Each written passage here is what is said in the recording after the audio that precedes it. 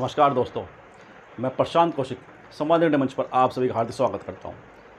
संवाद इंडिया मंच पर जैसा आप जानते हैं विभिन्न महत्वपूर्ण विषयों पर चर्चा हम आपके सामने लाते रहते हैं और आज भी हम चर्चा कर रहे हैं राहुल गांधी की भारत जोड़ो यात्रा पार्ट 2।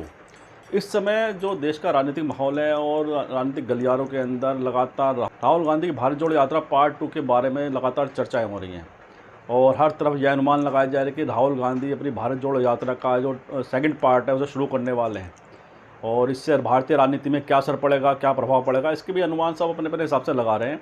और जैसा क्योंकि भारत जोड़ो यात्रा जो पूर्व में उन्होंने की थी पिछले वर्ष, उसका जिस तरह से उन्हें जन समर्थन उस यात्रा के अंदर हासिल हुआ था, उसने कांग्रेस के अंदर एक आत्मविश्वास का संचार भी कर दिया था और उसका परिणाम राजनीतिक रूप से हिमाचल प्रदेश और कर्नाटक के चुनाव में हमने देखा कि किस तरह से कांग्रेस को फ़ायदा हुआ और दोनों जगह उन्होंने बीजेपी को शिकस्त देकर अपनी सत्ता वहाँ कायम कर ली। और उसके बाद से लगातार जिस तरह से देश में राजनीतिक गतिविधियाँ हो रही हैं और जिस तरह से राहुल गांधी की लोकप्रियता में लगातार इजाफा हुआ है, उससे कांग्रेस पार्टी की जो संभावनाएं हैं चुनावों के अंदर, जो लोकसभा चुनाव को लेकर उनकी जो एक उम्मीद है, उसमें कहीं ना कहीं उसमें बढ़ोतरी भी हुई है। और उन्हें लगता है कि जिस तरह से कांग्रेस के पक्ष में एक माहौल कहीं ना कहीं डेवलप हुआ देश के अंदर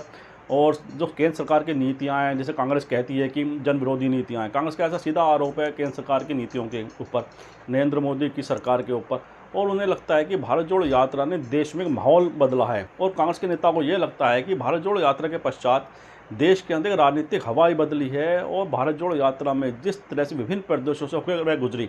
और उसमें जिस तरह के सभी धर्मों के, सभी समुदाय के, सभी वर्गों के लोगों ने उसमें बढ़ चढ़कर अपनी हिस्सेदारी की और राहुल गांधी के प्रति एक अपना लगाव जाहिर किया, अपना एक समर्थन व्यक्त किया, उससे उन्हें लगता है कि कांग्रेस के जो जन समर्थन है, जो कांग्रेस के प्रति लोगों का समर्थन है, उसमें बहुत बड़ा एक इजाफा हुआ है और उसी का उन्हें लगता है कि आने वाले चुनाव के अंदर भी उन्हें फ़ायदा उसका हो सकता है। हालांकि राहुल गांधी या कांग्रेस पार्टी भारत जोड़ो यात्रा का राजनीतिक उद्देश्य हमेशा मान्य करती रही है।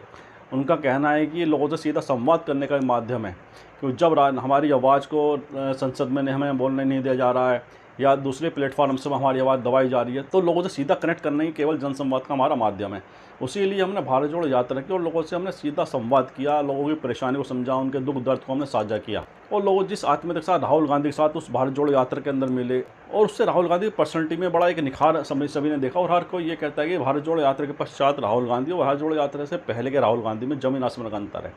उनके व्यक्तित्व में बड़ा बदलाव आया है, उनकी जो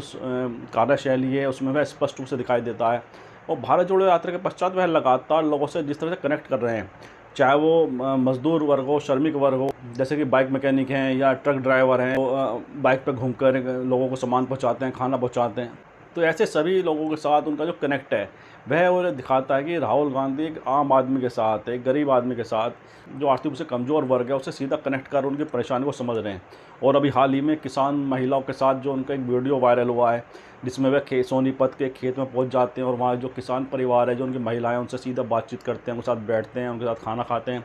और उन्हें फिर दिल्ली बुलाते हैं अपने घर पर और वहाँ पर उनका स्वागत सत्कार का जो एक वीडियो वायरल हुआ है, उसमें काफ़ी चर्चाएं बटोरी हुई हैं। और राहुल गांधी और सोनिया गांधी और प्रियंका गांधी को लेकर जिस तरह से उन महिलाओं ने, किसान परिवार की जो महिलाएं थी, जो दिल्ली आई थी उनके पास, उनके निवास पर, जिस तरह से उन्होंने एक अपना प्यार उनके ऊपर लुटाया, अपना दुलार और राहुल गांधी को दिया है,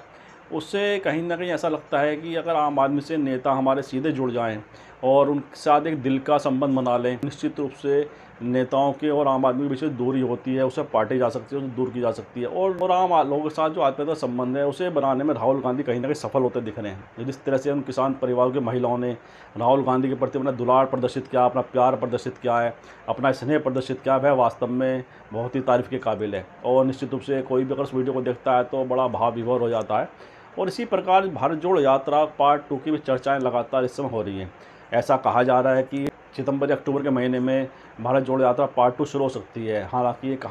चर्चाएं हैं भी, हमें कोई सटीक रूप से कोई जानकारी सामने नहीं आई है, लेकिन सभी का एक अनुमान है कि 2 अक्टूबर को पोरबंदर से, गुजरात से भारत जोड़ो पार्ट 2 शुरू हो सकती है और जो कि पश्चिम से शुरू होकर उत्तर पूर्व की तरफ जाएगी, अरुणाचल प्रदेश में जाकर इसका समापन हो सकता है। कुछ लोगों का ये भी कहना है कि हो सकता है यह यात्रा अरुणाचल प्रदेश से शुरू होकर गुजरात में पोरबंदर में समापन हो उसका, लेकिन अभी सब अनुमान लगाए जा रहे हैं कि सटीक जानकारी कोई ऐसी कोई सामने कांग्रेस पार्टी की तरफ से, राहुल गांधी के ऑफिस की तरफ से कोई सामने नहीं आई है, लेकिन सबका अनुमान है। और यह निश्चित है कि भारत जोड़ो यात्रा पार्ट 2 का जो रोड मैप है वह तैयार हो रहा है और भारत जोड़ो यात्रा पार्ट 2 करने के लिए राहुल गांधी अपना मन बना चुके हैं और उसके लिए तैयारियां उनकी की जा रही है। उनकी जो टीम है वह लगातार इस पर काम कर रही है, इस पर वर्क कर रही है। कौन कौन से रूट इसमें निर्धारित किए जाएंगे, जब तक स्पष्ट जानकारी सबके सामने नहीं जाएंगे तो कुछ कहा नहीं जा सकता। लेकिन जैसा अनुमान लगाया जा रहा है कि यह यात्रा गुजरात, राजस्थान, उत्तर प्रदेश, मध्य प्रदेश से होकर अरुणाचल प्रदेश, असम, पूर्वोत्तर के राज्यों में भी जा सकती है। किस तरह से रोड मैप बनेगा, रूट किस तरह से तय होगा, यह जानकारी सामने आने के बाद ही स्पष्ट हो पाएंगी। लेकिन एक चर्चा है, और अगर भारत जोड़ो यात्रा पार्ट 2 भारत जोड़ो यात्रा की जो पहली इनकी सफलता थी उसी तरह से सफल होती है तो निश्चित रूप से आने वाले जो चुनाव हैं, चाहे विधानसभा के चुनाव हों या लोकसभा के चुनाव हों, उस पर बड़ा गहरा प्रभाव इसका डाल सकती है। और केंद्र सरकार के लिए, बीजेपी के लिए यही चिंता की बात है। इसी को लेकर बीजेपी भी अपनी रणनीति बना रही है कि भारत जोड़ो यात्रा में जिस तरह से पहले राहुल गांधी को अपार सफलता मिलती, लोगों का एक बड़ा समर्थन उनके साथ दिखाई दिया था,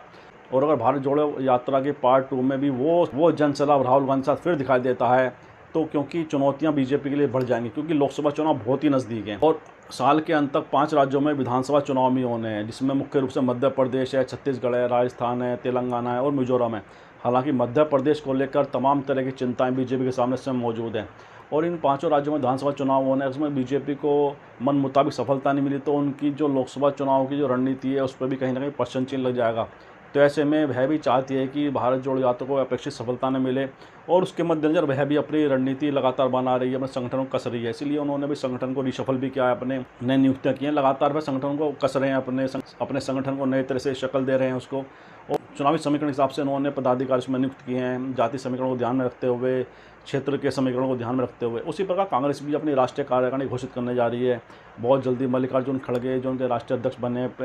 वह भी अपनी नई टीम घोषणा जल्दी कर सकते हैं और उसके बाद जो प्रदेशों में भी उनके बदलाव हम देखने को मिल सकते हैं कांग्रेस संगठन के अंदर भी। इसको लेकर तमाम तरह की चर्चाएं हैं कि कांग्रेस भी अपने राष्ट्रीय पदाधिकारी घोषणा कर सकती है और साथ ही विभिन्न प्रदेशों में भी वह अपने संगठन में बदलाव कर सकती है और नए पदाधिकारी घोषणा भी कर सकती है। जैसे जैसे लोकसभा चुनाव, विधानसभा चुनाव नज़दीक आ रहे हैं तो सभी पार्टियां अपने अपने स्तर से उसको नए सिरे से उसकी रणनीति बनाने में लग गए हैं और भारत जोड़ो यात्रा पार्ट 2 की तरफ सबकी निगाह लगी हुई हैं। तो जिस तरह भारत जोड़ो यात्रा में जो कांग्रेस को सफलता मिली, जिस तरह जन सैलाब एक कांग्रेस के राहुल गांधी के साथ उस यात्रा में दिखाई दिया, तो भारत जोड़ो यात्रा ने से बड़ी उम्मीदें कांग्रेस पार्टी को भी। कांग्रेस के अपने दृष्टिकोण के हिसाब से भारत जोड़ो यात्रा पार्ट 2 का सफल होना उन्हें राजनीतिक रूप से और ज़्यादा कहीं ना कहीं मजबूत कर सकता है, जो बीजेपी को चुनावों में कड़ी चुनौती देने में सफल हो सकता है। तो भारत जोड़ो यात्रा के साथ कांग्रेस की बहुत सारी उम्मीदें जुड़ी हुई हैं और यही चर्चा लगातार बनी हुई है कि भारत जोड़ो यात्रा का पार्ट 2 जो है राहुल गांधी कब शुरू करेंगे। जैसा हमने कहा कि चर्चा ये है कि 2 अक्टूबर शायद उसकी शुरुआत हो जाए, लेकिन जब तक पूरी सटीक जानकारियाँ,